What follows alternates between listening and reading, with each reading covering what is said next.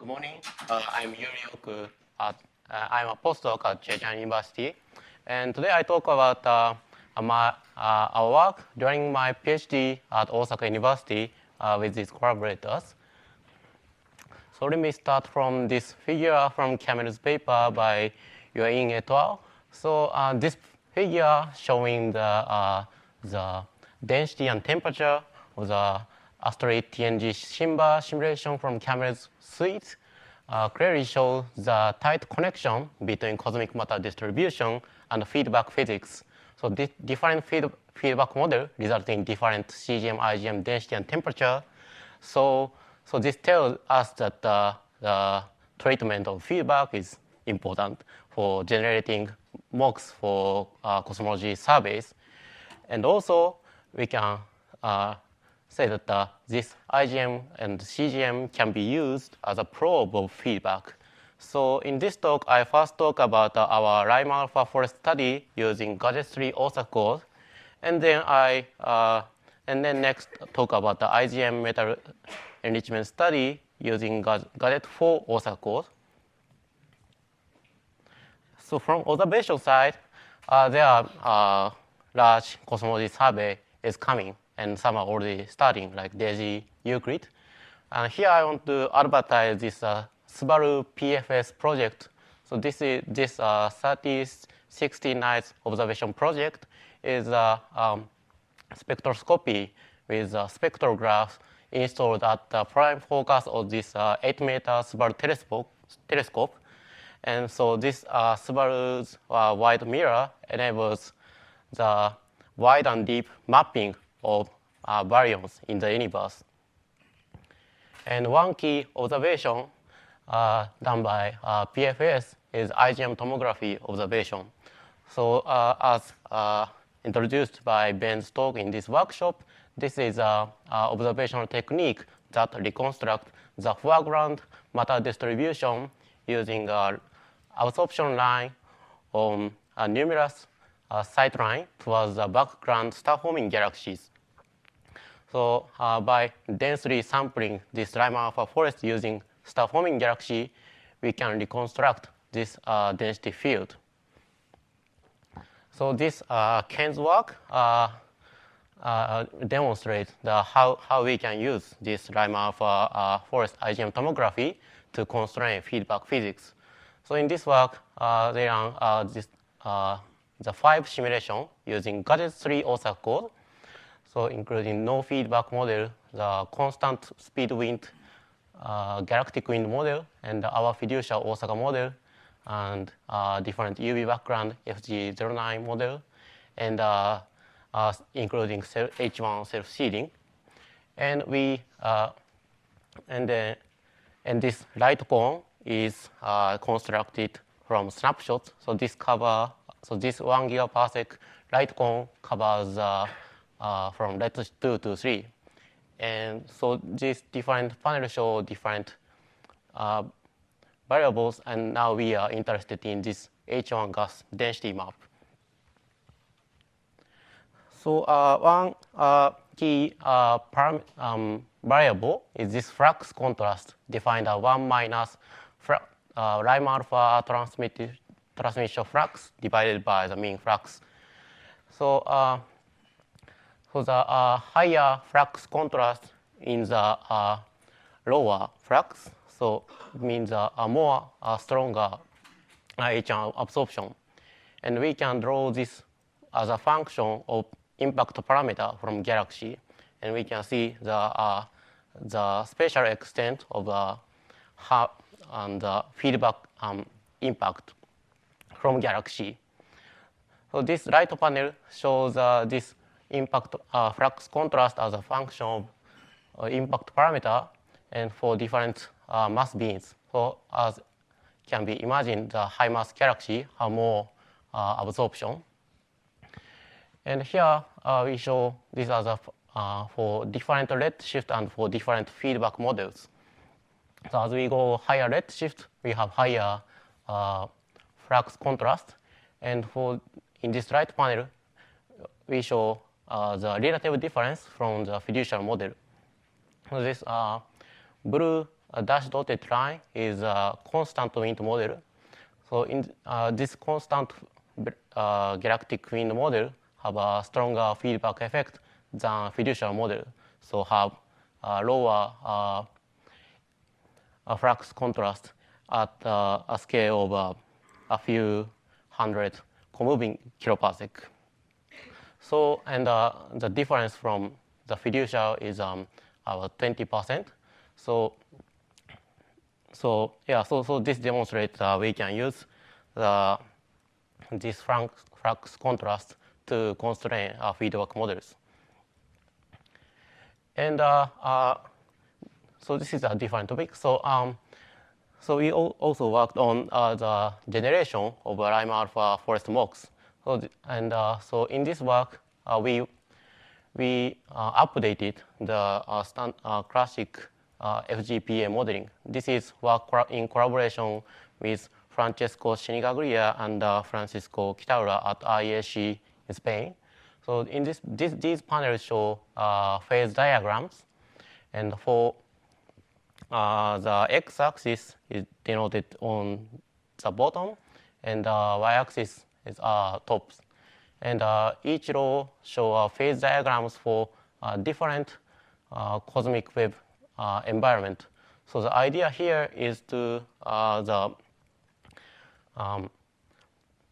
consider this cosmic wave dependence in the FGPA modeling. So as you can see, so for example, in this knot region, this is cluster region. So the gas have a higher temperature, and the hydrogens are coordinately ionized. On the other hand, the gas in voids are not shock heated, so they are in photoionization equilibrium. So this slide shows how to develop our non-local FGPA model. We add this boosting and damping term to the standard FGPA to consider the flux saturation, and then made these model parameters cosmic wave dependent. So we fit this model parameter to the reference simulation run using Gatesri Osaka hydro code. So this right panel shows Lime alpha transmission flux for this is a reference hydro simulation, and this is the Lime alpha forest painted by the FGPA model. And so this captures the feature is seen in this hydro simulation. On the other hand, this standard FGPA case, this flux contrast is blurred, and we can.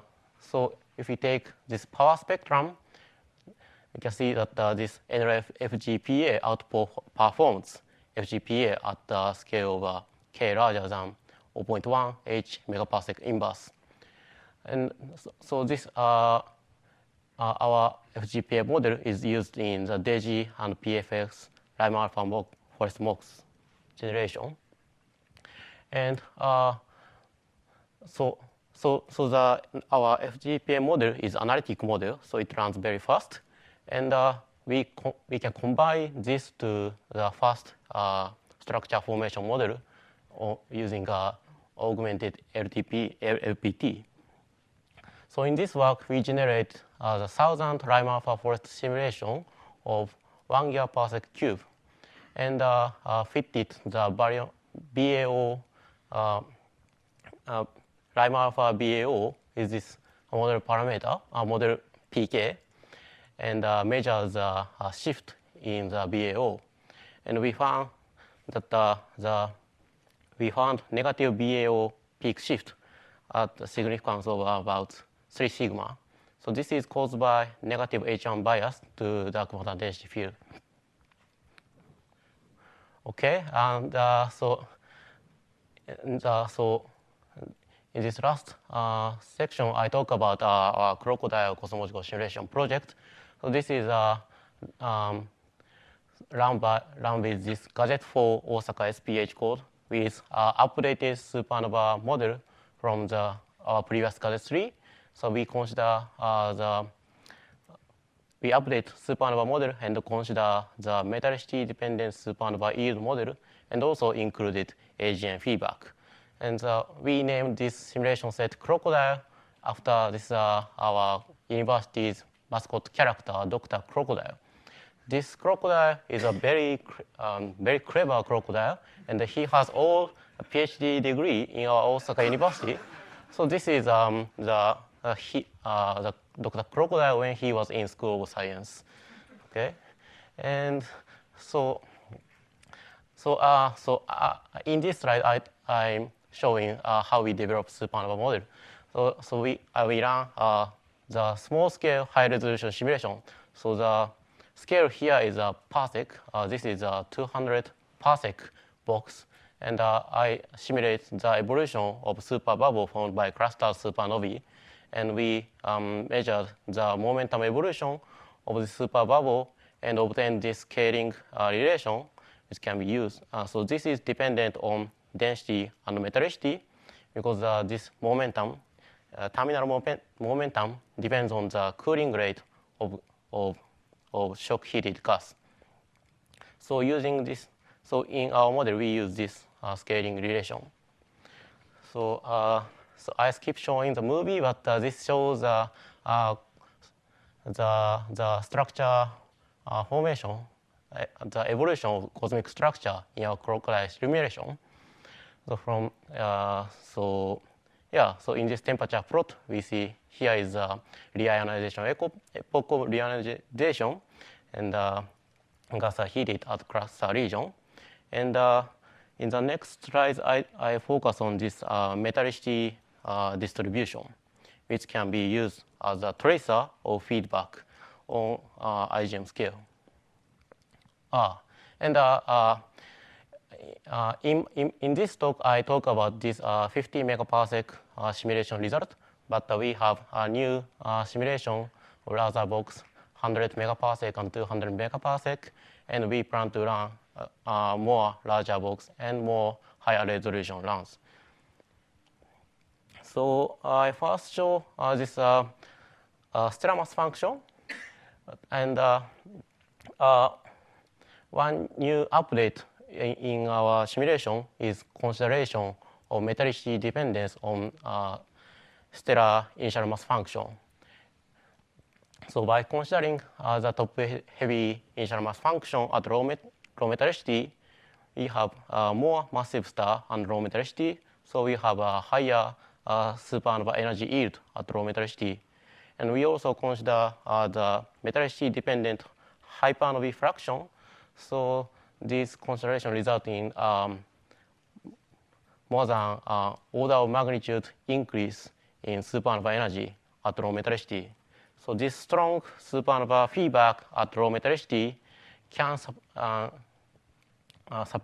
strongly suppress star formation at low mass galaxy, and so we reproduce this low mass end of stellar mass function at lower redshift. Although we see the too much suppression at higher redshift.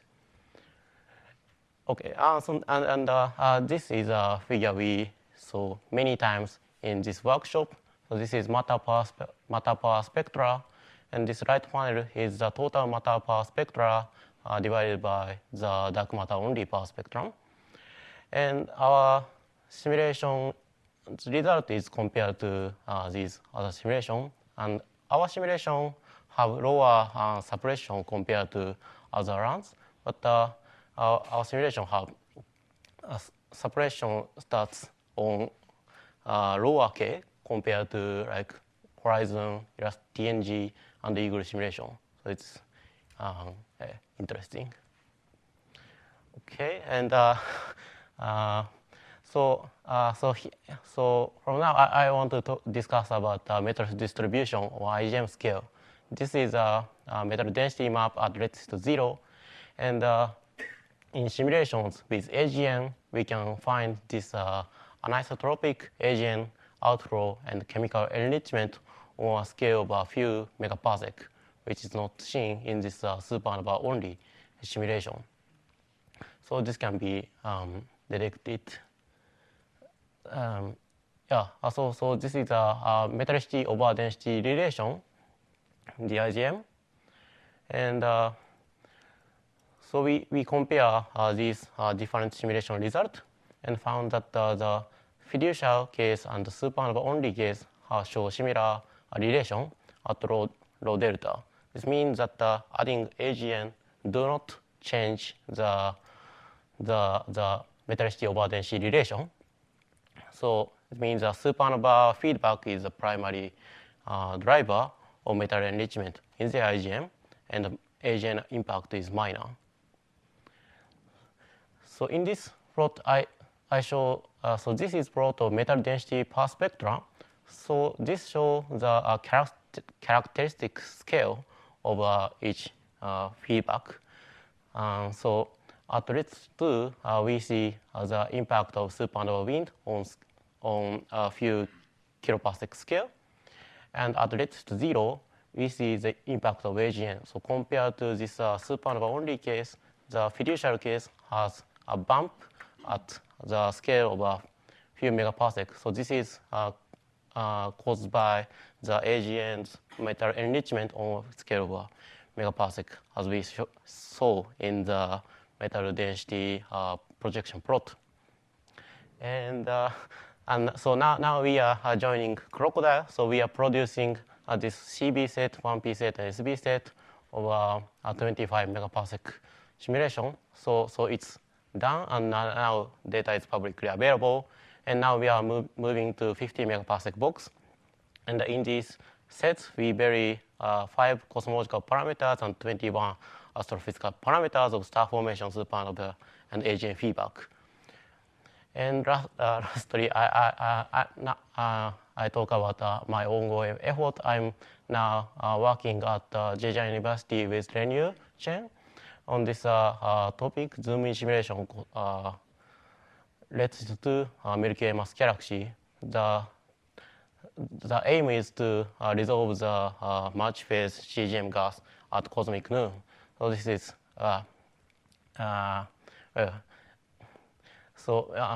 with using Gamer GPU accelerated AMR code, we are trying to resolve the CGM gas at cosmic noon. And so this is summary. I will take questions. Thank you.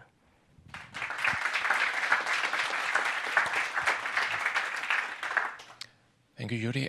Questions?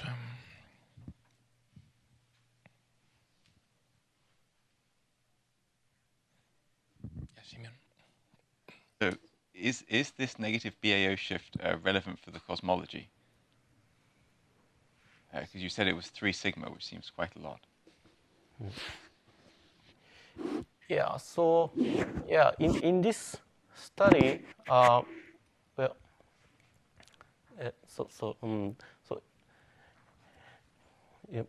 sorry. Could you?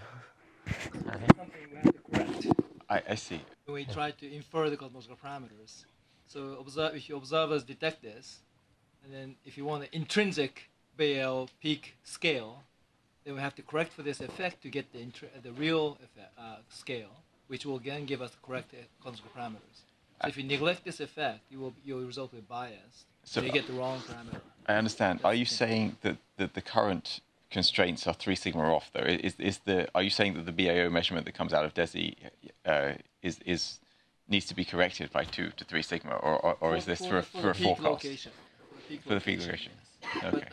But we haven't done the full-blown parameter inference from this biasing effect. So that's an additional step that needs to be done. Okay. Yeah.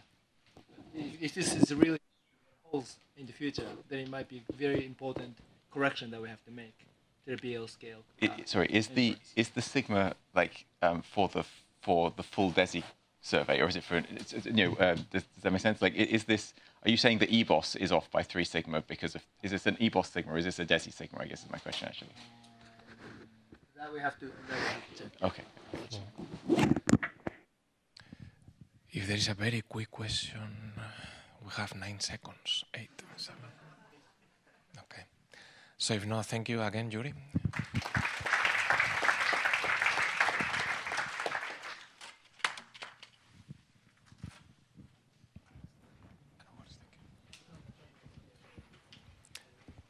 So now we have Max talking about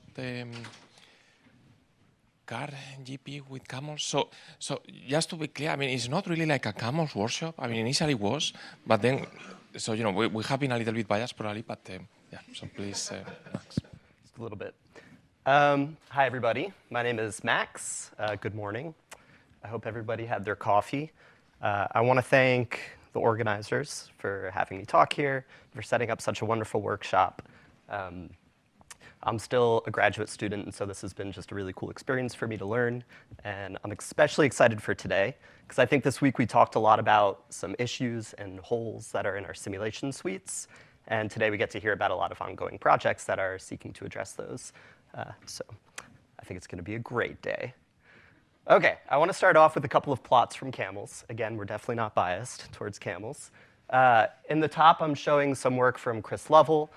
This is some recent work from his publication. He'll talk about this a lot later. And this is like the 12th plug for his talk, so you should definitely go. It's really cool. But he computed luminosity functions and colors for hundreds of millions of stars in the CAMELS Latin hypercube, and then used this to get some constraints on astrophysical parameters. So this is really cool. And then in the bottom, I'm showing work from Jay Wadaker. And here he looked at the one-parameter variation set in CAMELS and computed YM relations, and again used this to get some constraints on astrophysical parameters. But I'm showing these to highlight that in a lot of these CAMELS works, you see lines become dots at this point. And what this is representing is that we don't have these high-mass halos with a reduced amount of cosmic variance to really be able to use them meaningfully when we're doing analyses. So we've talked about this a lot this week. How do we get to bigger simulations? How do we address this? But this mass range is really important. I think Daisuke and Erwin, Ben Oppenheimer, and a bunch of others have talked about why groups and clusters are such an important mass range to understand feedback and cosmology. So it's really important to get to these masses, especially because we have observations that are going to be going down to them in X-ray and SC. So the question then is, how do we improve the coverage of these high-mass halos in the CAMELS suite? And there's two ways to do this, maybe more.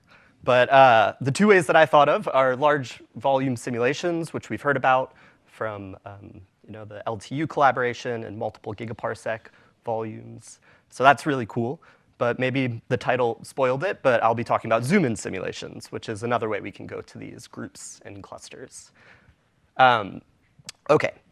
But this is really hard, because if you want to do this a la CAMELS, then you have to go from a mass range, let's say 10 to the 13 to 10 to the 14.5, across a 28-dimensional parameter space. And if you just sample one halo at each of those parameter space locations, you end up with the same exact problems that we saw before, where those halos are not representative of what you're interested in. You need multiple simulations at each of those parameter space locations. There's just too much cosmic variance. So what do we do about this? To tackle this problem, we thought of a combination between two interesting statistical methods. So the first one is carpool. We've talked about this a little bit earlier this week. I think there was an analogy between high-fidelity simulations being professors and low-fidelity simulations being graduate students. I wasn't offended at all. No, I'm just joking. But that's how carpool works. You take high-fidelity simulations, you correlate them with some low-fidelity simulations, and this allows you to reduce variance on some predictive quantity from those high-resolution simulations. And together with Gaussian processes, which we've talked about as well this week, where you're essentially encoding information about correlations between parameter space locations. And you can use this really well for emulating things. So we developed something called Carpool GP, which in retrospect is not a very creative name. But it is the idea that if you can force correlations between simulations, not of different fidelity, but at different regions in parameter space, can you use those correlations to then reduce the cosmic variance effect on some predictive quantity throughout that space? So just to break down some of these really quickly, summary statistic, I mean anything. So if mostly anything. If you're interested in the Compton Y parameter, if you're interested in a temperature profile, each of those profile bins is a quantity, so really whatever you want to extract from the simulation. Reduced variance predictions, something that isn't super limited by cosmic variance, but also has small error bars on those predictions themselves. The Gaussian process covariance matrix, this is where the magic happens in Gaussian processes. You have some kernel function, and it has some hyperparameters. And in carpool GP, we have a little special tack-on and addition that takes into account the forced correlations, where for simulations, this means identical halos. Okay, so showing this directly to simulations, I found becomes confusing. So I'm going to try and explain this in a toy model with just one dimension, just one parameter. And here I'm showing some quantity. If you want to think about simulations already, maybe you could think this is like the temperature as a function of AGN1 and what the evolution of it looks like. And so if we want to figure out what the evolution is and we don't know anything, we do what we always do and we run a simulation and we get some data point in red here. And this data point, of course, isn't on the true evolution. We have some noise, which I've written as epsilon I. Okay, so the carpool GP method, the way it works is, you've seen I've drawn these 5 vertical lines here. Every time you run a simulation, you find the closest vertical line, which I've just chosen and drawn, and you run an identical simulation there. So both of these have the same exact noise realization. You could think of them as twins, just separated a little bit in parameter space. And we call these red dots base simulations, these blue squares surrogate simulations, and these vertical lines parameter islands. Okay, so we can draw a few more samples, and you'll see again, we have our red dots, we find the nearest parameter island, we draw surrogates, and they have correlated noise with one another. So if you keep doing this, you end up with a sampling that kind of looks like this on your left, where you can see kind of these discrete bars, and you have the red dots all throughout the space compared to random sampling. Okay, so why are we doing this, and why does this make sense? And the reason is that at these parameter islands, you're learning something about the cosmic variance and what the noise level is throughout this parameter space. But because those surrogates are correlated to base simulations, they can essentially broadcast that information out throughout the rest of the space. So instead of just being limited to those 5 parameter space locations, you can take over the whole space and understand what the cosmic variance is throughout it. So that's the idea, and it works really well. So if we were to just go through and now do some Gaussian process regression, try and regress what is the true evolution of this line, we get a fantastic fit compared to if we were to just do random sampling. So that's all good. But then there's the question of, can we do even better? Can we make this an even better result? And you can maybe define better however you want, but if you were to look at this plot and think about where would I put a simulation to make this better, maybe reduced variance, reduced bias, something, maybe by eye you would draw some dots right here and here, maybe just on vibes.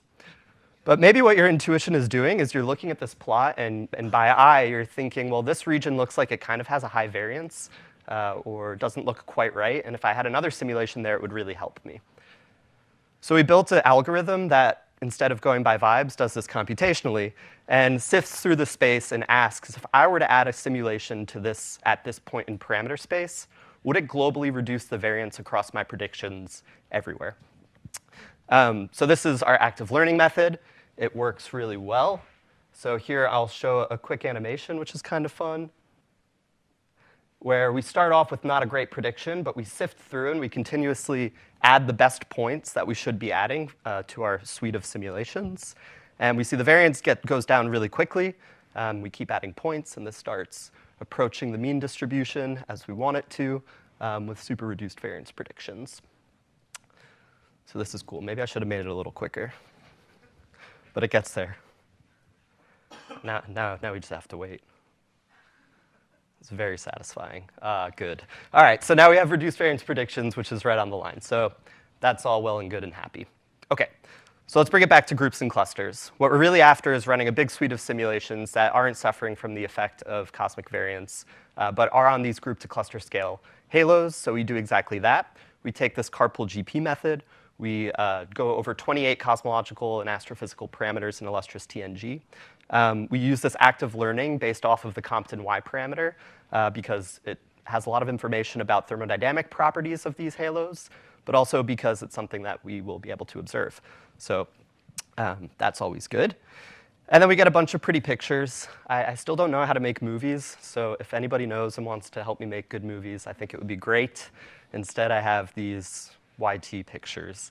But really what I want to highlight here is these two simulations to bring this back to carpool GP and show you that these are really the same exact halos. They are twins, just separated in parameter space. And one of them is a base, which is free to explore, and the surrogate is run at a region in parameter space that has many other simulations at that location, so it has information about cosmic variance, and again, that's broadcasted out. Our active learning does quite well, so there's a clever way where you can predict what the variance reduction will be before and after doing this active learning. And you're not really limited to just running one simulation at a time and adding that. You can do this in batches. So we do this in 4 batches and find that we're able to reduce the variance quite well compared to what we thought it would be. So that's all fun and good. And now we can start doing science with this and thinking about things like the YM relation, which is maybe what we could have been after from the beginning. So if we want to test this, what we can do is take the fiducial parameter space location, which is just the illustrious TNG. We're about the same resolution as the illustrious TNG 300, which has a bunch of halos. So we can now directly emulate the YM relation at this parameter space location and see how well do we match illustrious TNG 300. And we find we do a pretty good job. And then we can do similar to what Jay Wadaker did and perform Fisher forecasting using a CMB S4 covariance matrix, and we find great constraints as well, which is to be expected. When Wadaker did this, they were using low mass halos, but a CMB S4 covariance matrix, which was really made for high mass halos. So that's great.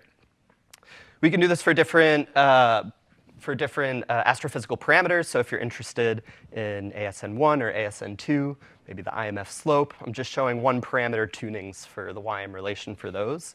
And we can do this for different quantities as well. We're not just limited to the Compton Y parameter, which I've been showing a lot of. We have here, I'm showing the quenched fraction of satellite galaxies, which I think Jonah talked a little bit about yesterday too, and maybe a different scenario. But the point is that we can really emulate what we want from these simulations now.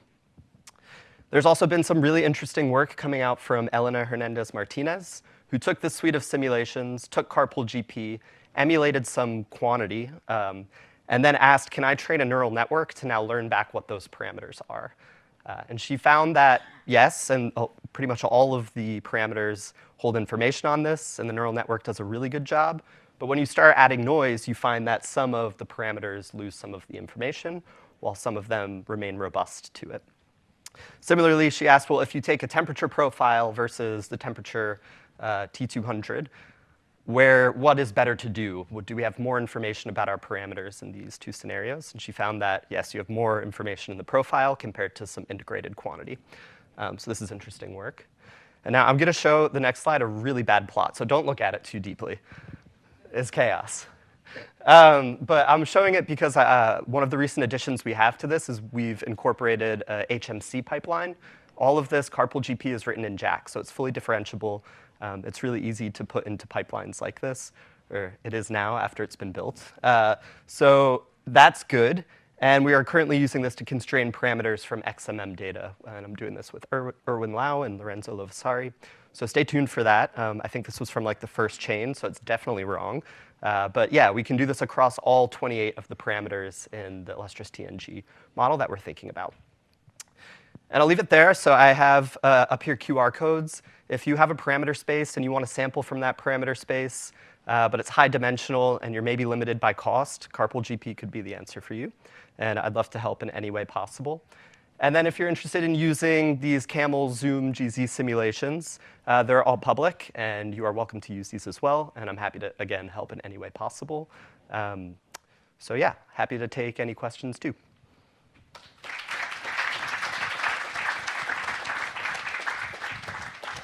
Thank you, Max. Questions? Wait one. Maybe I'm a little bit old school that I still try to understand your carpool GP method. So that is a sampling, right? But you have to, you said it's a hyperparameter sampling. So how, what kind of parameter you put in to do this sampling, really?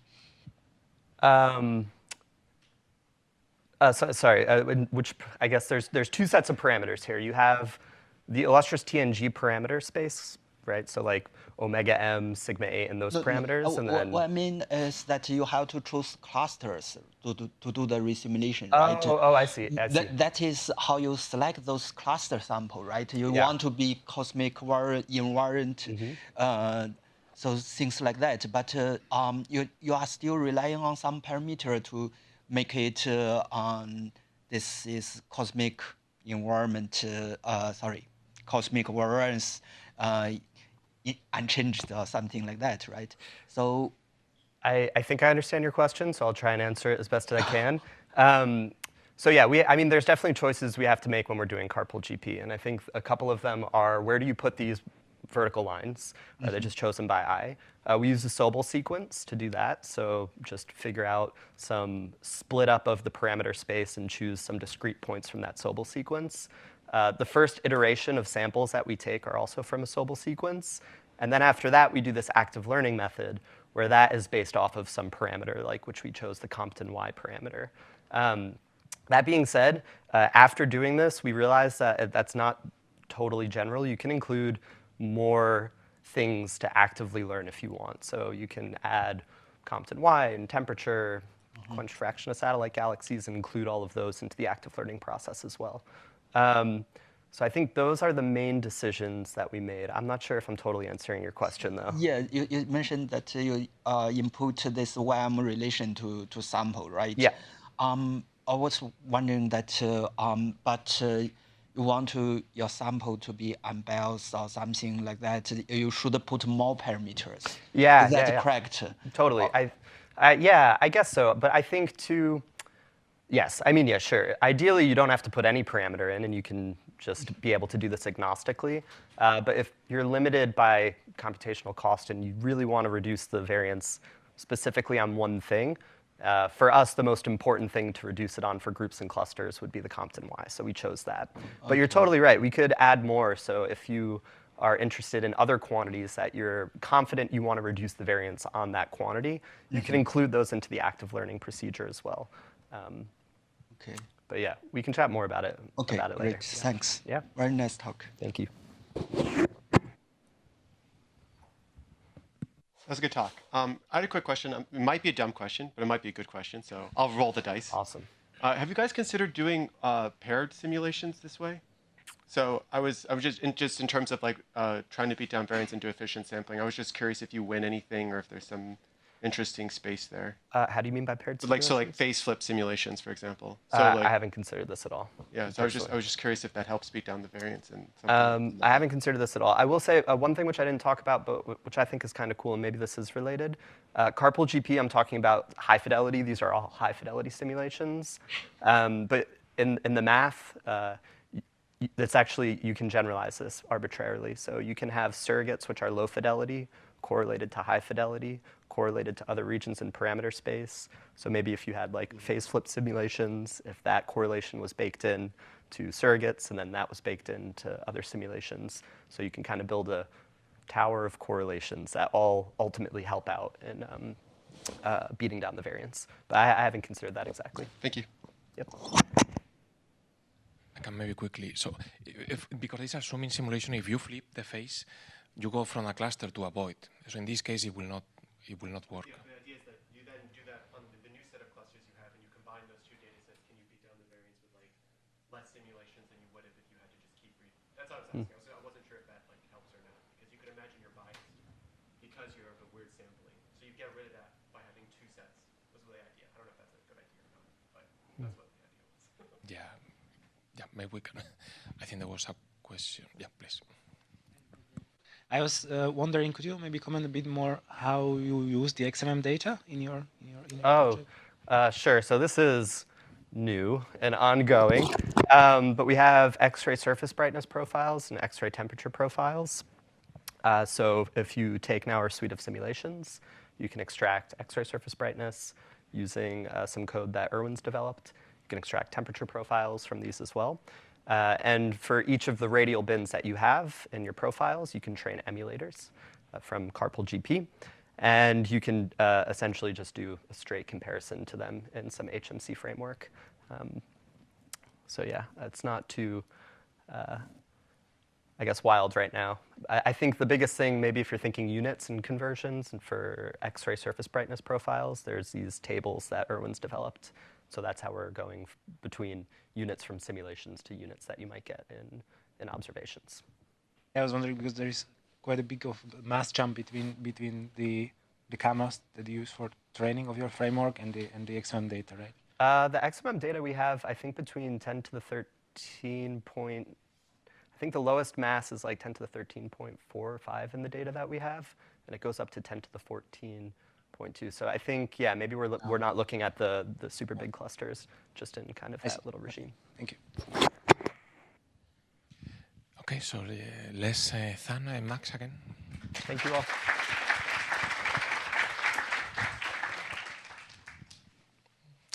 And we have Sneh, please.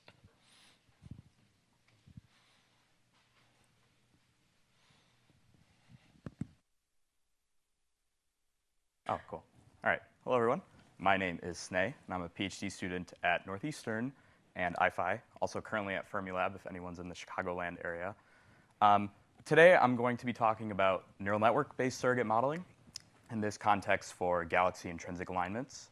And this is some ongoing work with collaborators at Northeastern, Wanwan Yang, Nick Van Alphen, Robin Walters, and Jonathan Blazik. We're currently finalizing a journal paper, but we did write a short ML workshop paper earlier in the spring, if you guys are interested. So I will save an introduction on weak lensing, but what I will say is that with weak lensing, you can make these nice, pretty plots like this on the right. So this is a joint analysis from the Dark Energy Survey Year 3 with kids for S8 and Omega M. But what would make this plot even prettier is if these constraints are even tighter. And for weak lensing, at least one systematic that is very important is intrinsic alignments. So a few people have mentioned IA, but I don't think anyone has actually given the background. So for those of you that aren't familiar, this is a snapshot from an older simulation, Massive Black 2, but I think it's quite illustrative. So here you see the sort of large-scale structure, and these red lines denote galaxy positions, and the orientations of the lines more or less correlate with the galaxy orientations and their ellipticities. So there's a few things you can see here. First, you see the galaxies aren't uniformly distributed within the large-scale structure. So this is galaxy bias, and there's definitely people more of an expert on this than I am. But the second thing, which is a bit more subtle, but maybe if you can calculate two-point functions in your head, you can see that these galaxies are actually correlated. And so this is what IA is. It's an astrophysical effect.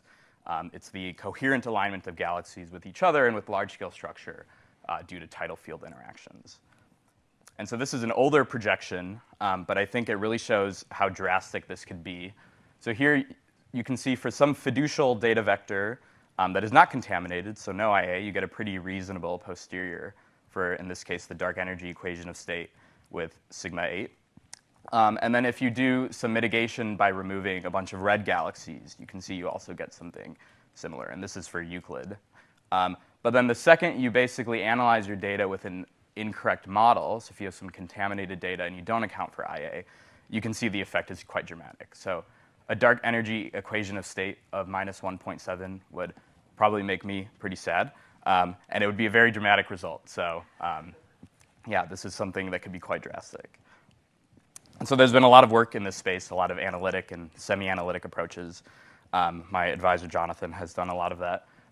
But at least in my group, a initiative of the last few years has been simulation-based approaches to sort of capture this effect more accurately in the nonlinear regime. And in particular, the HOD. So we've heard about the HOD a lot. This is a model of the galaxy halo connection, where basically in some principled way you can populate dark matter halos with galaxies. And Halo Tools, for example, is an open source framework that lets you do this. But as it stands, Halo Tools actually knows nothing about galaxy orientations. So what my collaborator, Nick, over there has done is made Halo Tools IA, where he's now keeping track of this information. Basically, with Halo Tools IA, you can keep track of galaxy alignments and misalignments with respect to some host halo, subhalos if you have subhalos, or even the overall tidal field. And then in typical fashion, you can extract statistics from this. So this is basically the IA version of a 3x2 analysis. So on the left here, this is galaxy position, which knows nothing about IA. But then the position orientation, omega, and then the orientation correlations, eta. So this overall pipeline, starting with some parameters that go into an HOD and extracting these statistics, is exactly what we're trying to emulate. And in particular, I want to point out to you how noisy this guy is. That will be incredibly annoying and has been incredibly annoying for me. But I think we figured it out, so stay tuned. OK, and then before I jump into the model, I just sort of want to paint the picture of what I think about mentally. My intention with this plot is to not make anyone mad or offend anyone. But for sake of argument, and excluding all the argument about subgrid physics we've heard this week, let's just say that something like hydrosims are the best thing we have, but also the most expensive. You can move down a tier in accuracy, and you can neglect baryonic effects, and you can have an n-body plus HOD. So you can have galaxies with this. And this, in fact, is actually not too expensive compared to just an n-body, which is just going to give you halos. And to the right, all the way over here, I'm going to argue that this is where neural networks can exist. So neural networks are incredibly expressive, as we all know. And if you want to employ them as emulators, I believe they have the potential to learn any of this. But because I'm not an optimist, I have this line going all the way to the bottom. Because you really have to do the work to make sure that you're going to train these things properly if you want to emulate them. Basically, what we want to do, though, is add a dot all the way to the right over there, where we have a super efficient emulator that can be run on GPU and is equally as accurate as the underlying simulation. So this is the plot from our paper that will be out soon. It's pretty. I've spent a lot of time on it. Let's go through this piece by piece. So our inputs are these 5 HOD parameters. And these top 2 parameters, mu-sen and mu-sat, are these central and satellite alignment strengths. So these basically dictate the shape of the distribution from which galaxy misalignments are sampled from. So this is a 2-parameter family to describe IA. Our data set, we generate 100,000 of these points sampled in some physical way. And then sort of coming back to that noise, we generate 10 realizations of this data set. And so this is useful for training to help this emulator see through this noise. But also, you could think from a metrics point of view, it's going to be quite difficult to quantify how good an emulator is when your ground truth is sufficiently noisy. So, and then our output are these 3 correlations across 20 bins. Our model starts with an embedding network. So this is an MLP. This sort of looks like an encoder-decoder if you're a machine learning person. I'm not going to call it an encoder for a nuanced reason, notably because we're expanding up in dimensionality. And if you're curious why we are doing that, just feel free to ask later. Basically, it takes our input to some latent representation, which is then split off into 3 decoders, which are then predicting these correlations. And these decoders are convolutional, and that's sort of what's facilitating this vector to sequence task that we have. And then what our model is outputting is the mean per bin for the correlation, or the amplitude, and also an aleatoric uncertainty. So the model is predicting how noisy the data is. And this sort of arose from how noisy our data was, just to see if the model could capture the stochasticity. But because we're doing this, we're also going to keep track of the other type of uncertainty. And that's what's called epistemic uncertainty. And this is done with what's called Monte Carlo dropout. So dropout is a feature of neural networks to sort of help them not overfit. But what Monte Carlo dropout is you can leave this effect on, and basically it induces some stochasticity in the model's predictions, but purely that's just due to the model's own uncertainty.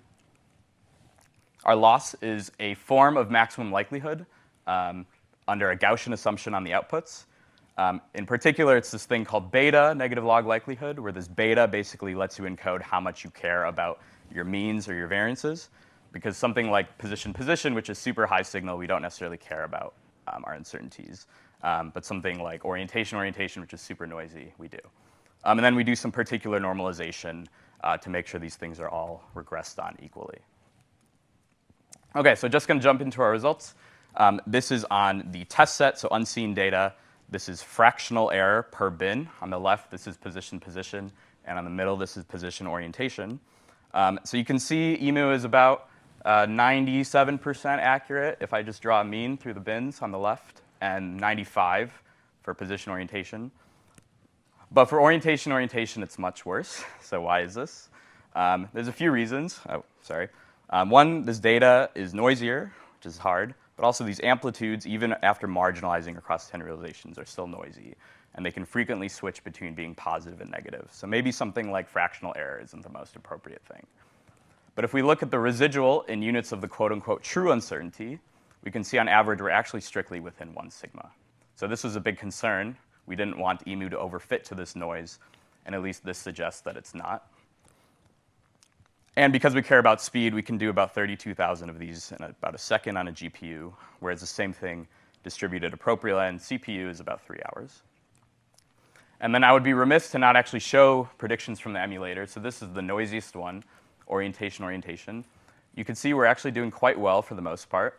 But what I want to draw your attention to is predictions like this, where this is super noisy.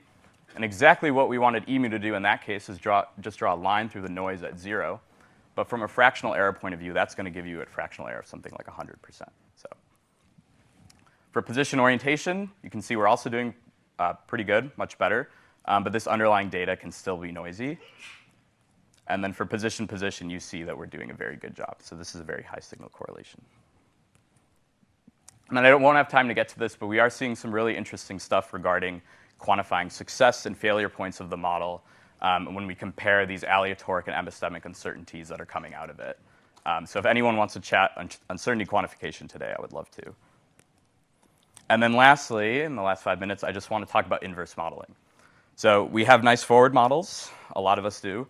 Neural networks are nice forward models. But frequently, what we actually want to do are the inverse, right? So in this context, the inverse would be given some 2-point functions, kind of get a posterior on the alignment parameters that fit that. And of course, people do MCMC for that, because MCMC is good, but it's not that fast. People have also mentioned HMC. So I won't go too much into detail, but basically the idea is you can define some governing Hamiltonian, where the potential is related to the negative log probability of your posterior. And by virtue of updating Hamilton's equations, you can basically arrive at points in your parameter space that maximize your log probability. And this in particular is quite fast, hence the EMU running. OK, so one of the original things we did with Halo Tools IA was we said we have this 2-parameter family that knows about signal from n-body and HOD, but is this 2-parameter family expressive enough to fit more complex simulations? So for example, correlations that are coming from TNG 300. So these are these correlations from TNG 300 across 3 separate mass cutoffs. And so with Halo Tools IA, you can see we can fit this data quite well. So this 2-parameter family is expressive enough to fit data for more complex simulations. And this is with MCMC. So this took on the order of days on a CPU cluster. And now, because this did well, you would expect that EMU, if it was a good emulator, would also fit this well. And in fact, it does. I will explain EMU's uncertainty here. But you can see EMU also does a really good job. And in particular, this is much faster. This took on the order of seconds on a single GPU. So this is going from days to seconds for extracting a posterior on parameters. And so these are these posteriors. On the left here, this is the most massive mass cutoff, and on the right, that's the least massive. So you can see we're pretty on the money already with this most massive one. These posteriors are very overlaid. And as we go down in mass, EMU becomes more and more uncertain. And there's a few reasons for this. It could be due to the distribution and the training data. It could also be due to this less massive cutoff is also just more noisy. And so there is some correlation going on between EMU's epistemic uncertainty and the stochasticity of the data. So as the data becomes more noisy, EMU also becomes more uncertain. But in general, we're in better than a 0.4 sigma agreement with Halo Tools IA. So there's certainly more room for improvement, but that's how we're doing right now. And so I hope I've convinced you that I can add a data point all the way to the right here, maybe not parallel with n-body plus HOD, but certainly much faster, and that's where EMU exists. And then just to conclude, I will say for future work, so right now this is all for a fixed cosmology. I'm using one underlying n-body catalog. We use the Bolshoi-Planck. But you could imagine recasting this problem to directly fit the simulation at a point cloud level and using something like diffusion or equivariant diffusion. And that way you could work in cosmology dependence more easily rather than directly modeling these statistics. And yeah, I'm hoping to graduate in 2026. So just just want to put that out there. So. All right, thank you guys. Yep.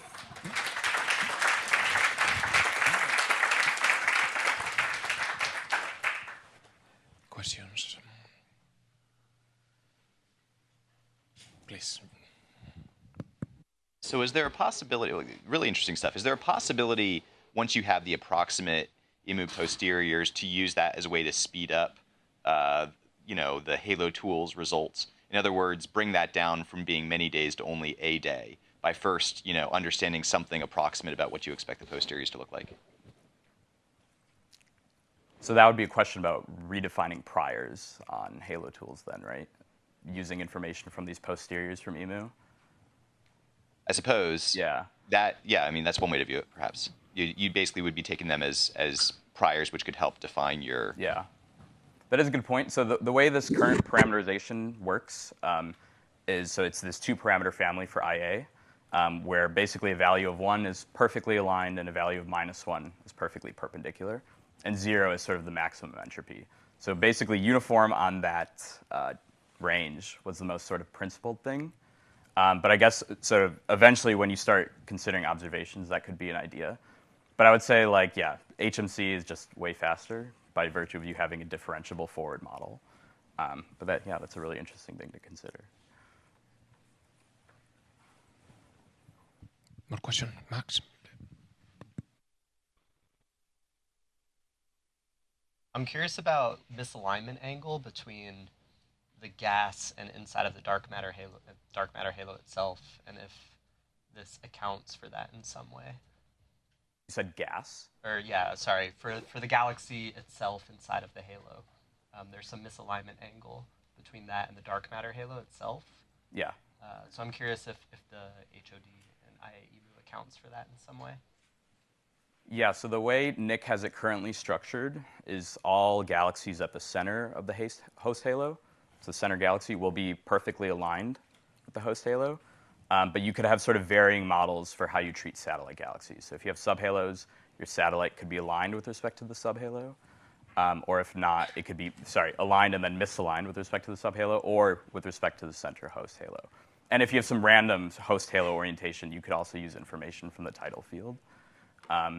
And you can have sort of a constant parameterization of this alignment strength, or it could have radial dependence. And you can imagine also just having more complex dependence on that as well. But for now, at least, EMU does not know about that. But yeah, you could do a bunch of stuff with making these parameterizations more complex. Cool. Thank you. Other questions? Maybe have one along these lines. So imagine that we will make the model even more complex. You have the two-parameter model to model intrinsic alignment. So what about maybe just learning the model itself with full hydro simulations? Do we have enough galaxy catalogs to do this or not? From full hydro, let's say if you put, I don't know, TNG 300 or Flamingo or these kind of things. I don't know. I mean, I will say, so a lot of this noise that I've been talking about really arises from small box sizes. So our box is 16 megaparsecs. And so a lot of this, it's unphysical. It's just realization to realization noise. So bigger boxes and more data could always help. I personally don't know if that is currently available. Maybe Jonathan knows, but. I mean, we can learn individual hydrosims, but then you have to trust that that's the right answer. And interpolating between them is hard. I mean, this is sort of a parallel branch that you could imagine doing, but the idea here is to sort of sidestep the question of, is the hydrosim getting it right? Because we don't trust any individual hydrosim's results with IA yet. But wouldn't you trace this more than maybe the HOD or your two-parameter model? I think the variance in IA between different hydrosims is certainly much larger than the variance between what EMU can give you and any one hydrosim. So it is true that this is just one guess, and we don't know what the underlying truth is. But this can cover any of the hydrosims, and then we just have to figure out which one is right. Do you expect the model to break at some point? So imagine that you do some field level analysis or something like that, because for the correlation function, you shown that you reproduce this very well. But you might imagine doing something more complex, like field level. At some point, the model might break down, right? Yeah, totally, yeah. Yeah. Yeah, definitely. I think all models should at some point break down. But the hydrosims do too. Yeah. Yeah. I mean, they say all models are incorrect, right? So. Please. Is there a way to go from, like I guess, having this I guess you could do this fast version of the IA HOD model to having, I guess, constraints on IA, like stronger constraints on IA that you could use for your finding your cosmological priors. Sorry, can you say that again?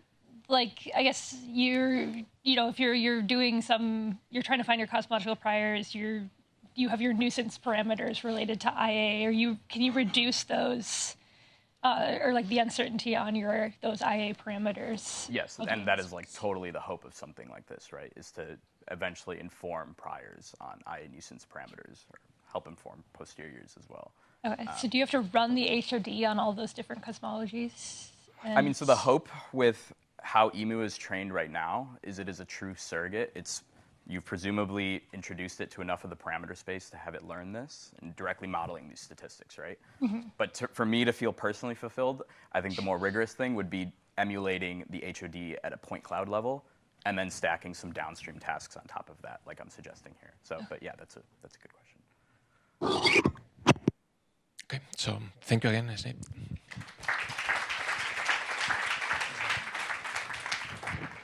Good talk, man.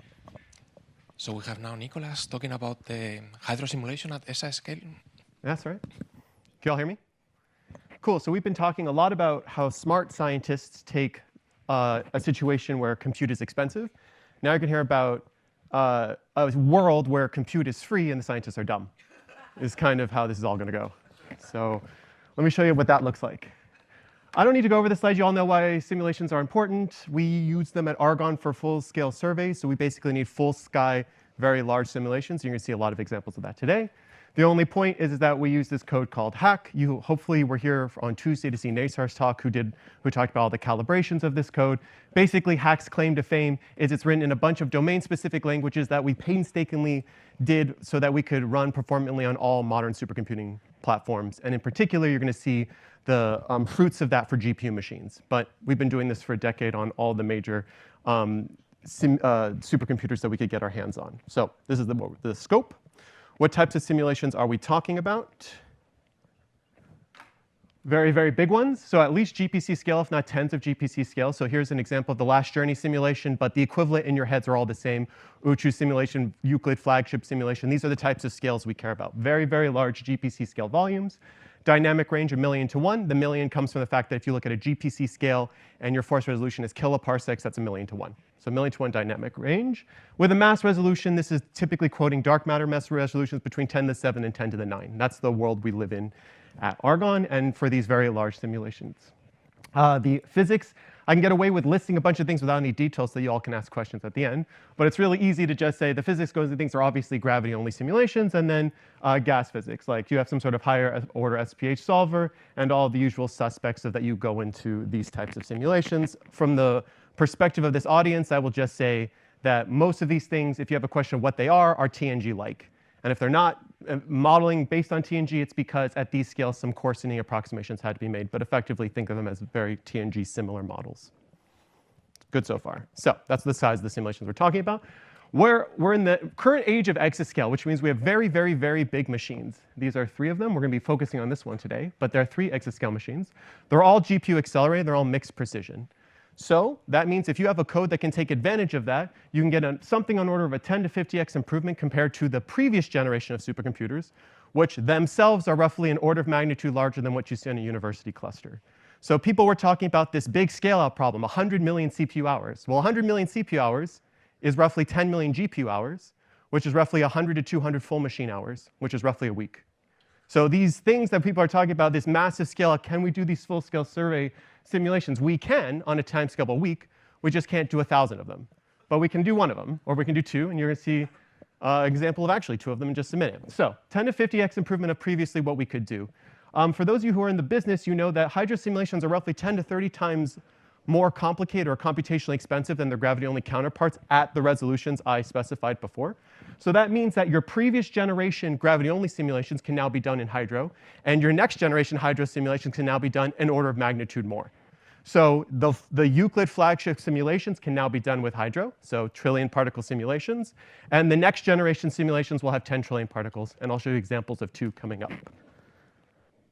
All right, so here's the first one. We call it the Frontiere exascale simulation. It is a coincidence that that spells my name. But the machine is actually called Frontiere and is an exascale simulation. As you saw from Nesar's talk, we calibrated to a bunch of things like the galaxy stellar mass function. You can see it agrees really well at multiple redshifts. I'm going to quickly show a power spectrum plot so you guys believe me when I say it's TNG model-like. Effectively, TNG 300 and 100 are blue. Sorry, blue and purple on your screen, I think. And the new simulation's black, and you can see they're quite similar. So that's my one plot to make you convinced that we did subgrid physics in some kind of reasonable way. And effectively, this simulation is massive. It's 3.15 gigaparsecs. It's the largest hydro simulation ever done. Notice there's a little h, so that means it's actually 4.7 gigaparsecs in length cubed, which is 100 cubed if you want to relate it to the previous talks. It's 4 trillion particles, 2 times 10 to the 8th baryon mass resolution. And with such a giant volume, you can have roughly 500,000 clusters above 10 to the 14 and 2,000 plus supermassive clusters above 10 to the 15 at redshift 0.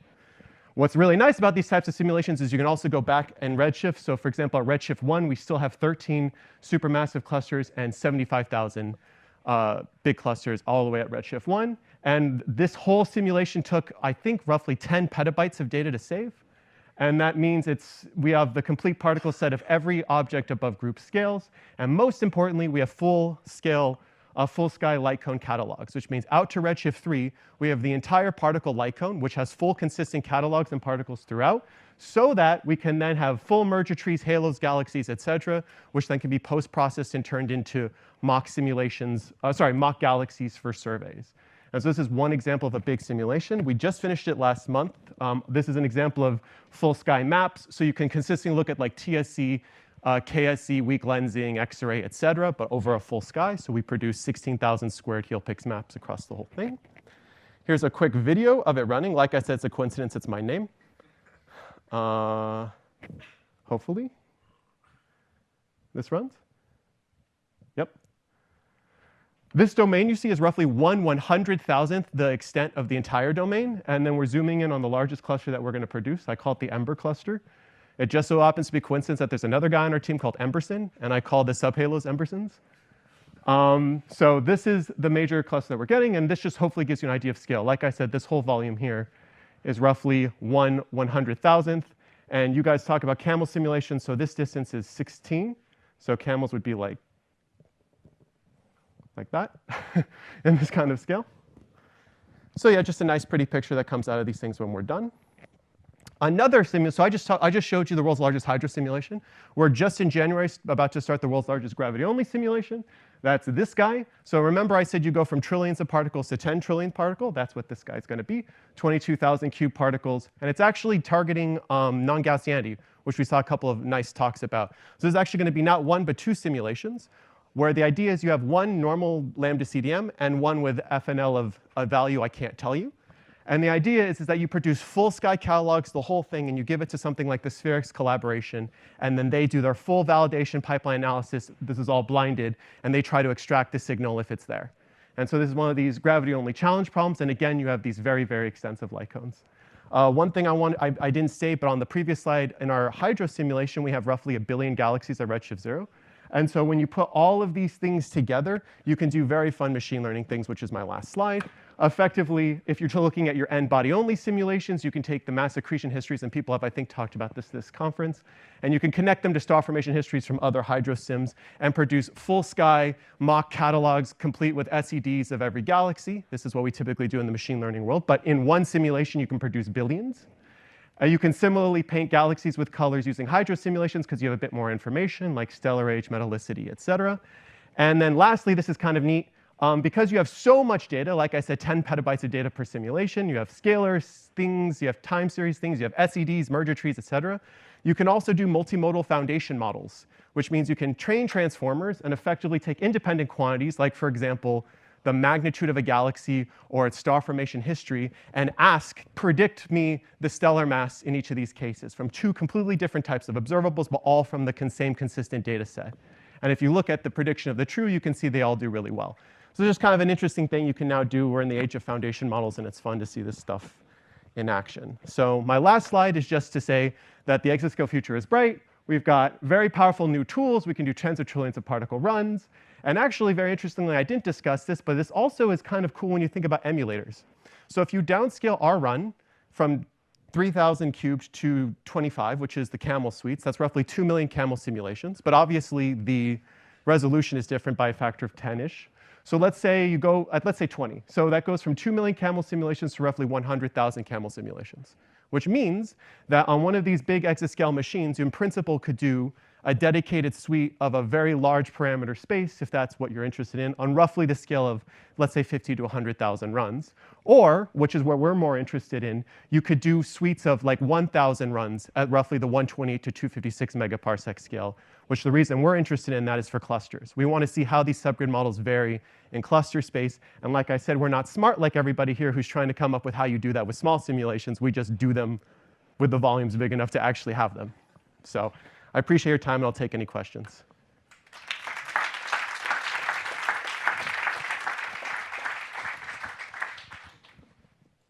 Question, John. Paul, sorry. Hey, Paul. Can you talk about, I mean, crazy stuff you guys are doing, right? So, pretty awesome. Can you talk about the scaling of the code as you might go to slightly smaller volumes, keeping high particle number? You know, can you actually do that, or do you get killed by time stepping on small scales? No. So the time stepping is not, the load balancing is, this is actually a very involved question, so I'd like to talk to you about after. But effectively, yes, the biggest hindrance to going higher resolution is load balancing due to the time stepper. It's not catastrophic, so we can do it. In fact, our next generation hydro sim that's going to come right after the two big ones we just said is going to be exactly the same, but you cut the volume in half. And so effectively, now we're at like TNG level, low resolution level, but TNG low resolution level. And at that point is where I think we're pretty satisfied in terms of full sky cosmology, because I would argue if we go to any higher resolution, just the quality of subgrid model that we would need to implement needs to go up significantly. But be that as it may, yes, we can do one jump up is where we're at now. The future is hopefully 2 jumps up, but we'll see. Way one. And the crazy stuff, I would say, yes. So I was wondering that for the hydro simulation, that have you checked about the galaxy properties and cluster properties, how they compare to observations? So there's like a one, MGAS to M500. There's one, YX to M500, MGAS.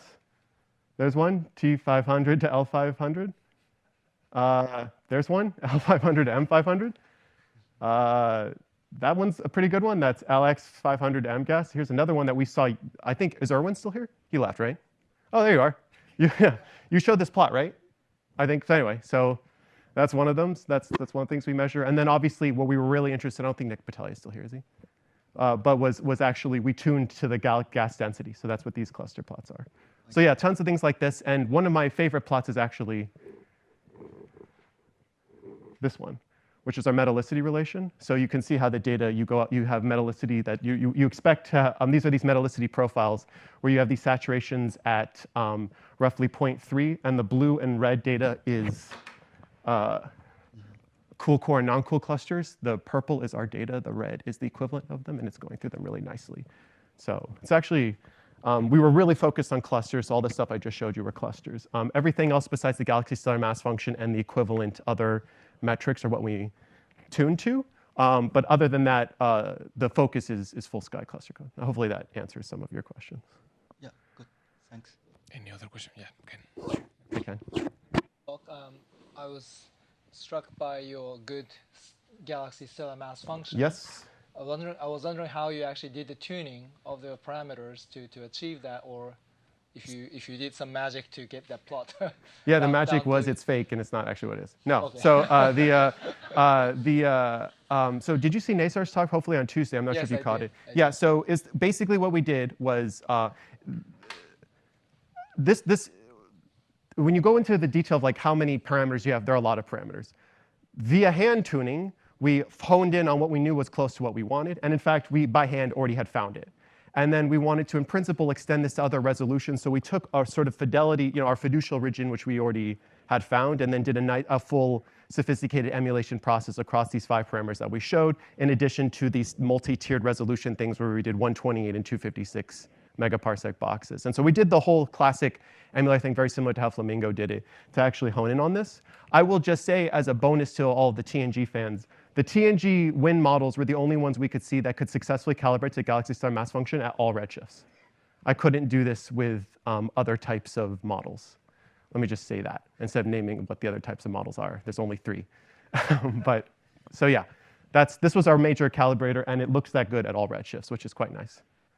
And you can see, by the way, that the resolution shows, right? So that plot right there, I'm not sure if you're looking at the axis, but here's 10 to the 9, which is our resolution. So normally, if you were looking at TNG plots, it would go like up to here. This is where we start, and then look how high we go. And notice how there are error bars on this plot, but it's so big that they come out. That's like no. So there's millions and millions and millions and millions of galaxies. Matt is quick. Quick, I apologize if you mentioned this already. Are you running light cones on the fly? Yes, everything's on the fly. Awesome. This is 1 petabyte in RAM, right? So I can't like dump it and then post-process it. So every analysis that we talked about today, that you've heard everybody talk about, is all done on the fly, GPU accelerated, Halo catalog finding, light cone generation, full maps, everything. Awesome. Yeah. With HIMAS, then you're still over-predicting a little bit? Yeah, so you can, it's an interesting thing. This is a feature, and I think other codes have seen this, where when you start calibrating to these knees, you seem to tend high. And I'm pretty sure, I haven't written a paper on this yet, but I'm pretty sure that there's something actually interesting going on here, because most of these big objects, once you've calibrated these things, are formed through mergers. So it's actually hard to calibrate them out. It's not like you can just blow it up and then fix that. If you blow it up, what ends up happening is it goes low, and then everything, you sort of get these weird knee behaviors. So I would just say, comfortably, this is where all of the observations are the worst. So who knows what the answer is? But indeed, I think there's something interesting going on there. I agree. I'm afraid we will need to continue. So Thanks for the time. Nicolas.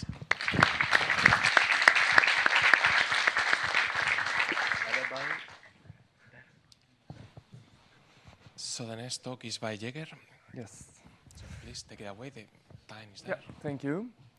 So after having heard about a crocodile, camels, and an emu, I'll tell you about flamingo. So I'm Jeger. I'm a PhD student from Leiden, working with Mathieu Schaller, Joop Schee, Henk Hoekstra, and Koen Kuijken. And I'll tell you a bit about the Flamingo project, and then about some of my own work. So Flamingo is also a large cosmological box. In the first version of my slides that I entered, it still said it's the largest cosmological simulation. Luckily, I became aware in time. But nevertheless, it's a big box, and I'll tell you about some of the new things that we implemented, including light cones and neutrinos. And one of the key things of Flamingo is that we have baryonic feedback variations in reasonably big variations, namely in 1 gigaparsec boxes. And then the next thing that we're going to do is actually the Flamingo hypercube, where up until now the variations have been either in baryonic physics or in cosmology, but we now want to do it jointly, but then in slightly smaller boxes.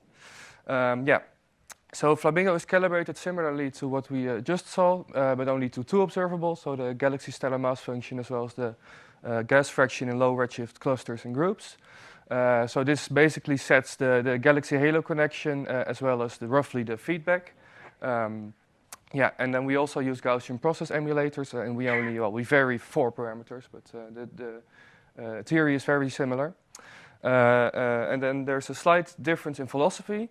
So with Flamingo, we then use these Gaussian process emulators to predict the best fit subgrid parameters for the simulation, which then in this case gives you the green curve, our best fit. But then what's different is that we now run variations where we ask, okay, what if we shift all the observables by a certain amount of standard deviations on the mean, or median, I should say. What are then the best fit parameters? And then we rerun the simulations. So as you can see on the right plot, the increasingly darker blue colors have lower, the observables are shifted lower, meaning stronger feedback. And these darker curves correspond to lower gas fractions in these clusters. So what that now means is that instead of expressing the simulations in terms of these unobservable subgrid parameters, they're expressed in terms of actual observations, which you can also use as priors if you're doing any inference or analysis. So that's most of what I wanted to say about Flamingo, and then I'll talk about some of my own research. So I've been doing weak lensing in the Flamingo simulations, and I've been particularly interested in the impact of baryonic feedback, which, well, we can try to determine qualitatively using Flamingo. So I'm using their light cones, and then I'm using a stage 4 weak lensing analysis, so just the properties of these surveys. And then I'm looking at these peaks, these weak lensing peaks, which are a known Gaussian statistic, so they contain cosmological information. But in order to use them, we should be able to, we should address the impact of baryons on them and assess the impact of this. I look at these peaks. So on the final map, I select the local minima or maxima and then try to count them, basically. So the first thing to do is just look at their peak height and see how this is impacted in the different Flamingo variations. So that's what's shown here. For instance, in the left plot, it's the variations that vary the cluster gas fractions. So green is the fiducial model, and then again, the increasingly darker blue colors correspond to stronger feedback. And the bottom panel is the ratio to a dark matter only simulation. So you can see that they nicely line up. So stronger feedback means a stronger suppression of the signal. And we can easily understand this by considering the impact of baryonic feedback on single halos. If the feedback is stronger, the more stuff is blown out of the centers, and therefore the peak heights corresponding to kappa, the weak lensing strength is lower. So you expect fewer high kappa peaks, which is also what we see. So that's the baryonic feedback.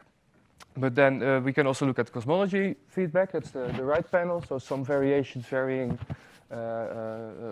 choosing a Planck cosmology, choosing heavier neutrinos, or a low sigma 8 cosmology, preferred by the lensing observations. So the first thing to note is that the differences are larger. You see in magnitude, especially for the low sigma 8 model, for instance. But also we also see that qualitatively the behavior is the same. And for instance, one of these neutrino models and some of the heavier feedback variations are indistinguishable, which means that if you want to use these peaks to constrain the cosmology, you do need to understand your baryonic feedback to an accurate enough degree. So the next thing we do is actually go back to the variations and assign a redshift to each of the peaks. So from the peaks from the final map, I go back to the simulation and attach it to a halo that causes the peak. And then I assign the redshift of this halo to the peak. And then we can also study the redshift distribution of these peaks. And we can study the peaks as a function of the halo properties to which they have been matched. So let's show this one first.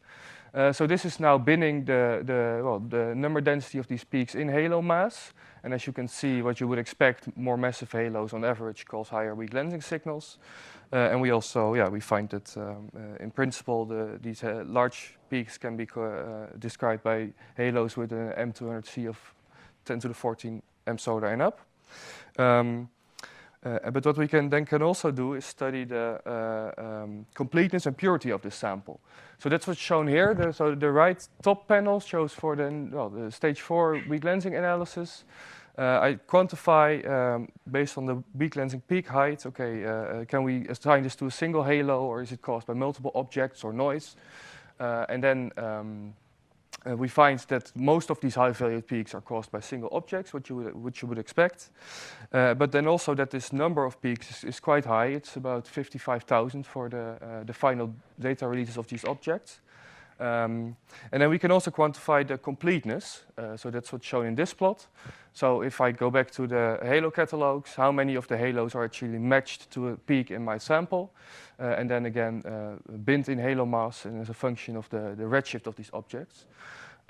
So what we see is that this completeness and purity can actually compete with the completeness and purity of current cluster abundance inferences that use either X-ray or Z.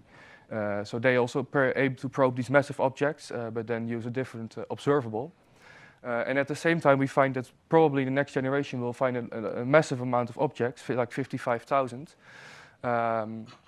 Well, at the same time, this weak lensing selection is less affected by the selection effect that, for instance, X-ray inferences are affected by regarding assumptions of dynamical state or regarding the mass to observable relation or the associated scatter with this.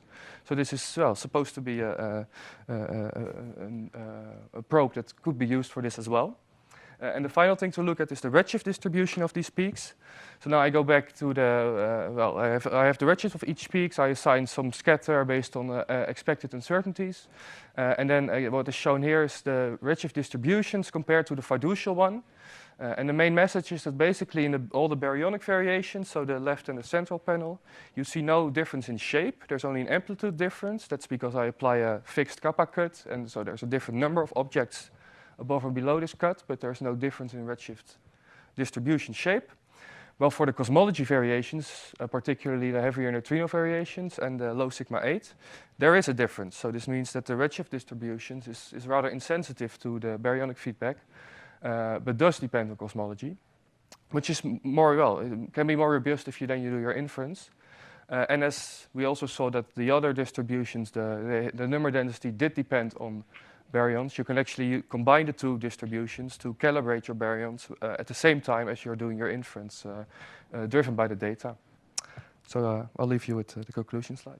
Thanks.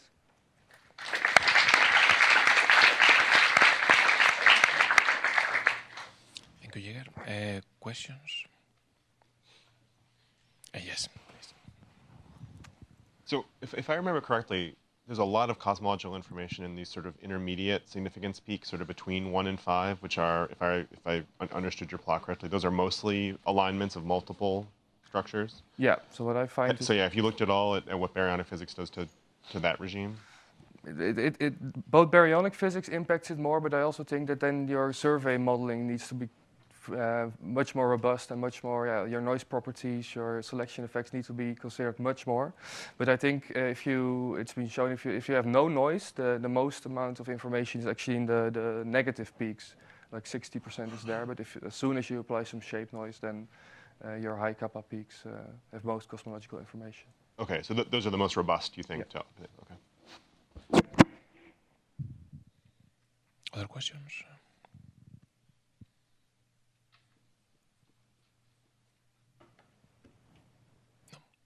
I think we are ready for the break. So yes. Thank you, Jeger, again. Thank you. And we have Megan now.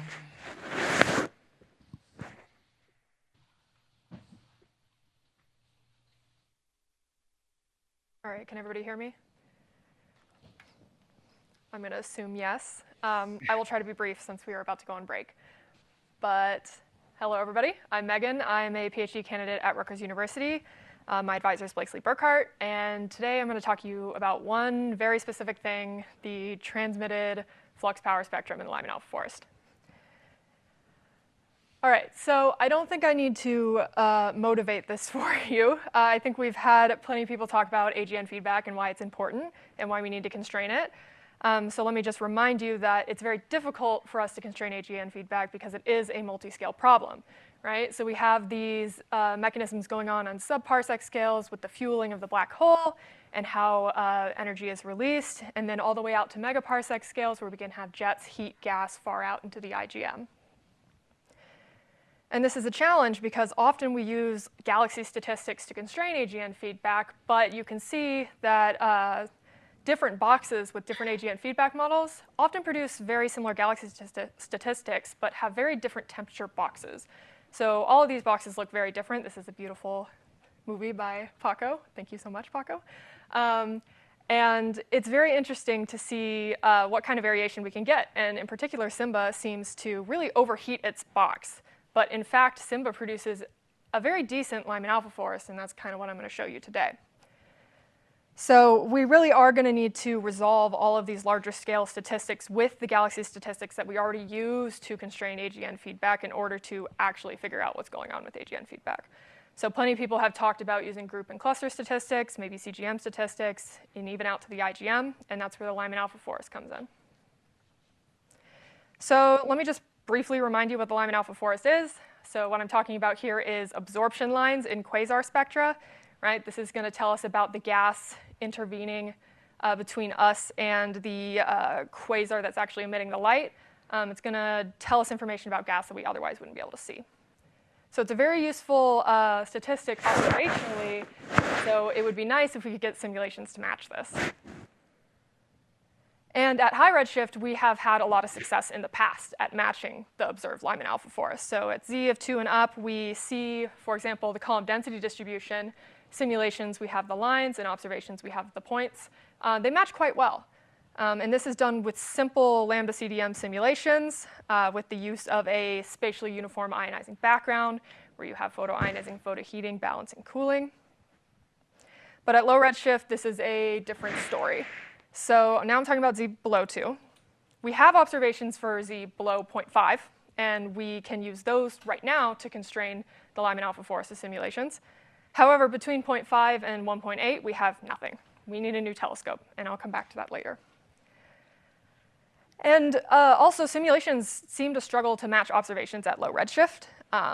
And this could very well be due to AGN feedback playing a bigger role than we initially thought, and us not having AGN feedback well constrained in this regard.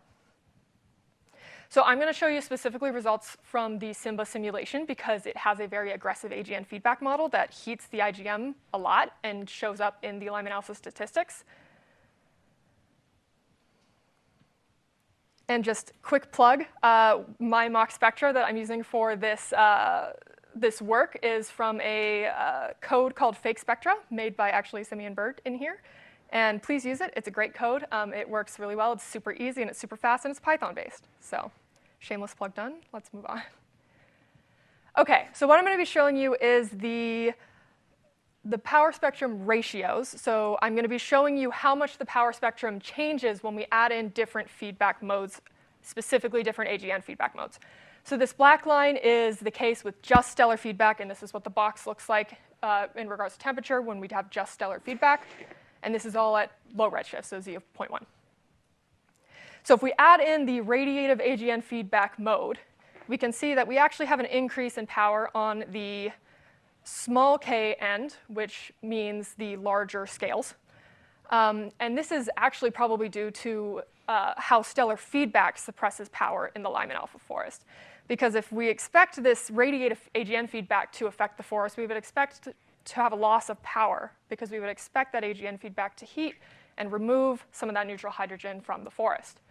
But since we have that increase in power, we can see that there's probably some interplay between stellar and AGN feedback going here. So the radiative mode's probably suppressing stellar feedback that is otherwise heating the gas around galaxies that would contribute to the Lyman alpha forest. So now here's the big one, right? We added the jet feedback. And the jet feedback is what in SIMBA has the most impact on the IGM. And it's what causes those big temperature bubbles that we see in this projection plot. And it pushes the power spectrum down a lot. We have a huge loss in power in this situation. And that is because of the heating from the jets, right? These jets are decoupled, and they are shot way out into the IGM, and they take virial temperature gas out and deposit it into that gas and removes neutral hydrogen from the IGM. And you can see we have additional suppression at the high KN, which is smaller scales, because we actually have a change in the thermal history of the IGM and a lot of thermal broadening of individual Lyman alpha absorbers in the Lyman alpha forest. And then this last mode is an X-ray mode. It's more local, like the radiative mode. But we do see, again, a loss of power with this mode for similar reasons. And actually, on the high K end, we see slightly less loss of power because now you only have that thermal broadening of Lyman alpha absorbers causing this suppression at this end. We no longer have a change in the thermal history of the IGM in this case. And if you want to learn more about that, please go read my paper. Right, OK, so I just showed you one redshift. So we can do this for all redshifts. We can go all the way up to where we have observation data, right? And so that's up to about Z of 0.4. And you can see the red line is the fiducial SIMBA simulation. It matches observations quite well, despite the really aggressive, maybe seemingly overheating AGN feedback model. Clearly, it's not overheating because it looks good. It's matching observations, right? So what more can we do with this, right? We've learned how the AGN feedback can affect the power spectra and how we might use this to constrain things in the future. So we could go and step even further and use CAMELS. They have even more parameter variations, right? We could turn specific knobs for the AGN feedback modes, not just in SIMBA, but for lots of different subgrid models. So this is really a very interesting avenue to go down if we want to develop the Lyman alpha forest as a tool to constrain AGN feedback. Right, hold on, let me go back. Let me plug Megan Parecki, our wonderful undergrad researcher. She is applying to grad schools this year. Keep an eye out for her application.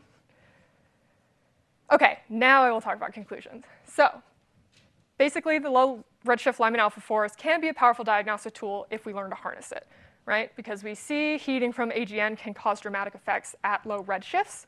So this means that the low redshift Lyman alpha forest could be a candidate for future constraints on galactic feedback models. We do need more observational data in the future. We can do stuff with the observations that we have now, but it is pretty limited, right? We only have it below 0.4, and the error on it is still pretty large. So something that we're working on is talking with the Habitable Worlds people and trying to get a low enough spectral resolution on, or I guess high enough spectral resolution on habitable worlds to be able to observe the Lyman alpha forest up to those redshifts that current space telescopes can't observe. So if you are interested in that and you want to talk to me more about that, then feel free, or any of this. I guess I'll take questions.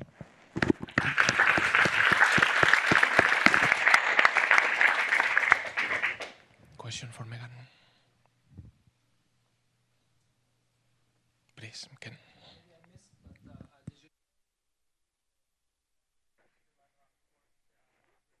Not necessarily. So other simulations might match, right? Like, so one caveat is that SIMBA has a weaker ionizing background. So without the AGN feedback, right, the power spectrum is much higher. But if we increase their ionizing background by a factor of 2 or 3, we could also get a decent match.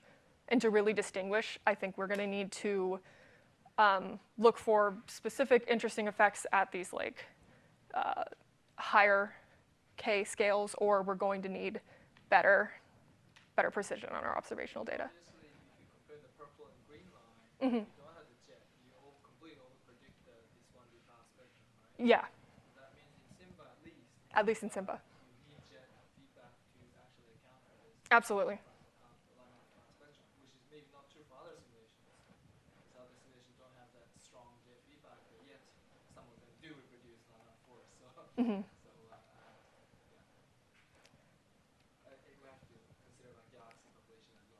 Yeah, it definitely can't be used as a constraint by itself, but I think adding it to all these other constraints that we're already using could be very powerful. Other question, Daniel.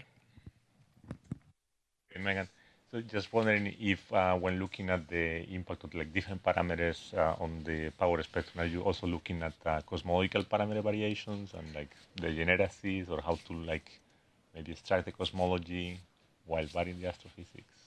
Plans to do that, but I have not, because cosmology is scary and feedback's more fun. But yes, I plan to look at cosmology.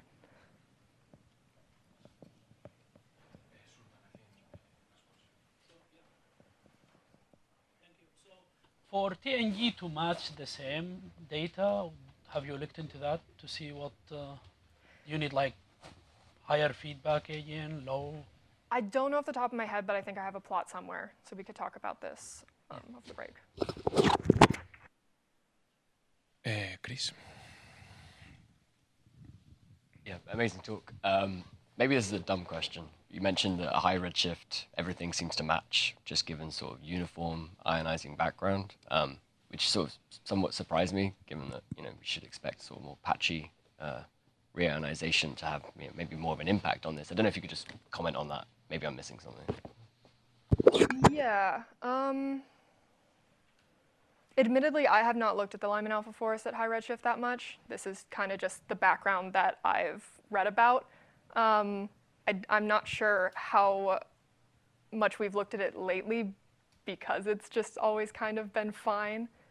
But I know that a lot of older UVB models don't actually get like helium-2 reionization correctly, so there should be something maybe off there. Right, yeah. Yes, at least a redshift of 2.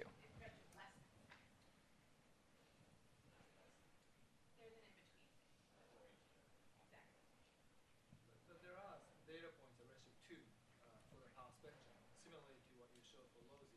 So it's worth comparing at redshift 2 and 3 as well. Yes, and I do that in my paper.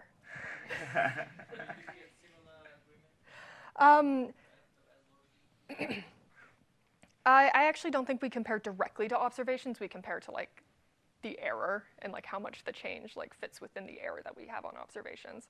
But I think I have a plot for that, so we could chat about that if we wanted.